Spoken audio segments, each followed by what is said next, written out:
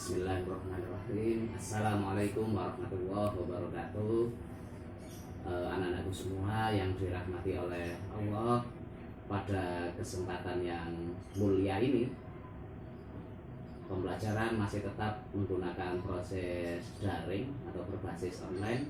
Semoga kalian yang saat ini belajar di rumah masing-masing akan selalu diberi kesehatan oleh Allah Subhanahu wa Ta'ala. Anak-anak semua yang dirahmati oleh Allah, pada kesempatan yang selanjutnya setelah pertemuan yang kemarin,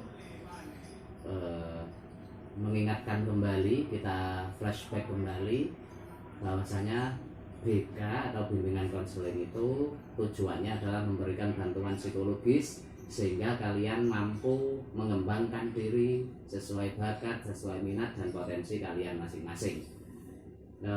Kesempatan yang berbahagia ini singkat pula bahwasanya ketika kalian sudah mengenal diri kalian masing-masing, tentu di sini kata-kata mengenal itu tidak semata-mata atau tidak sebatas mengenal identitas kalian.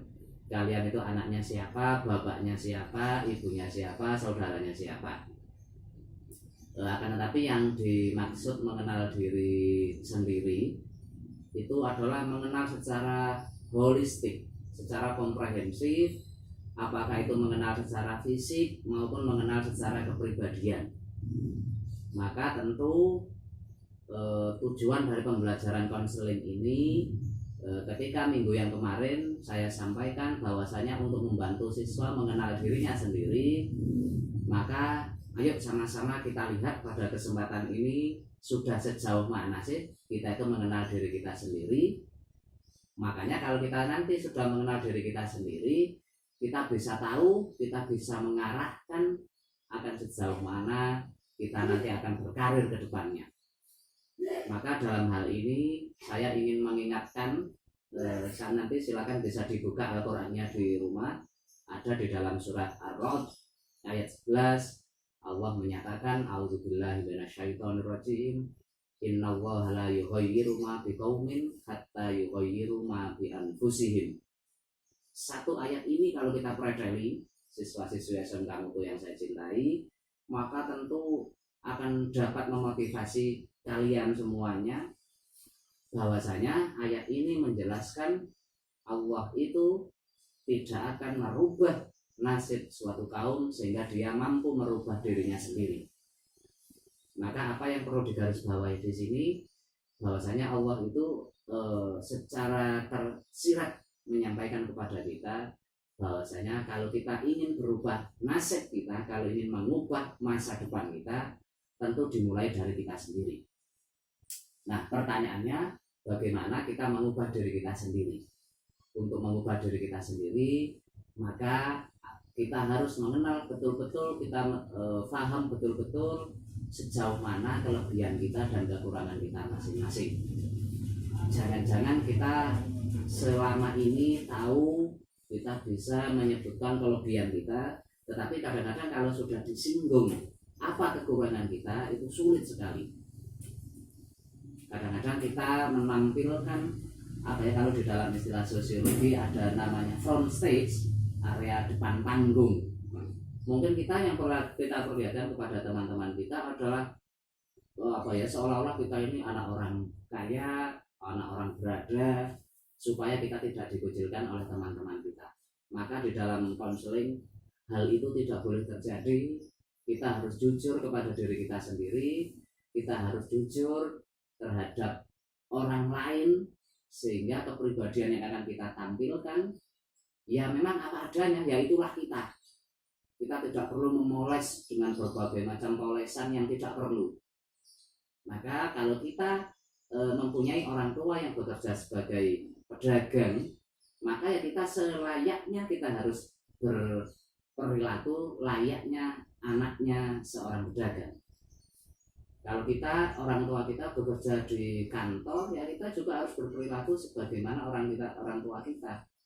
Sehingga disitulah kita akan bisa mampu menunjukkan kelemahan-kelemahan kita. Kita juga akan mampu menerima kelemahan dan kekurangan diri kita. Kita tidak hanya sekedar menunjukkan kelebihan kita, yang kadang-kadang kelebihan itu sendiri juga tidak alami, tidak natural. Maka pada kesempatan ini sekali lagi, ayo sama-sama kita belajar mengenal kelebihan kita, mengenal kekurangan kita, sehingga antara kelebihan dan kekurangan itu harus balance, harus seimbang, tidak boleh berat sebelah. Manusia itu diciptakan oleh Allah memiliki kelebihan dan kekurangan.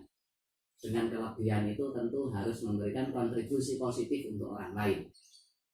Maka kalau Nabi mengingatkan khairun nasi anfa'uhum linnas, sebaik-baik manusia itu adalah orang yang bisa memberikan manfaat kepada orang lain. Maka kalau kita punya kelebihan, apakah itu kelebihan materi atau kelebihan dari kemampuan kita, maka harus memberikan nilai manfaat kepada orang lain. Sementara bagaimana dengan kelemahan kita? Setelah kita mengetahui dengan baik kelemahan kita, tentu kita harus belajar untuk memperbaiki, untuk melengkapi apa yang menjadi kelemahan kita.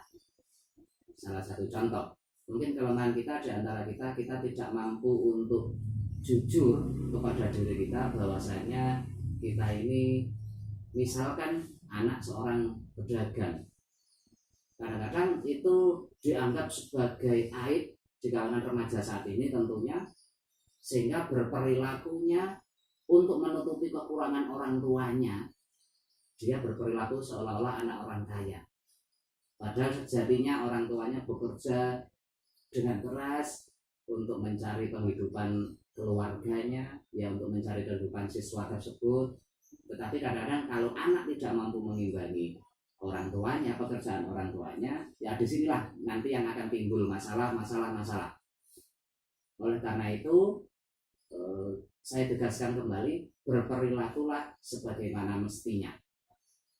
Kalau kamu memiliki orang tua yang pekerjaannya pas-pasan, maka kamu tidak boleh menunjukkan foya-foya, mentraktir temannya, kemudian ya berperilaku sok borjuis, itu yang tidak boleh.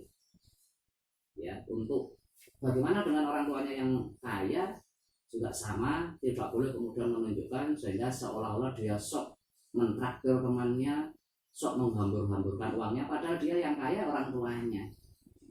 Dia belum tentu mampu melanjutkan kekayaan orang tuanya. Oleh karena itu di dalam konseling saat ini bahwasanya saya ingin menunjukkan apa kelebihanmu, apa kekuranganmu.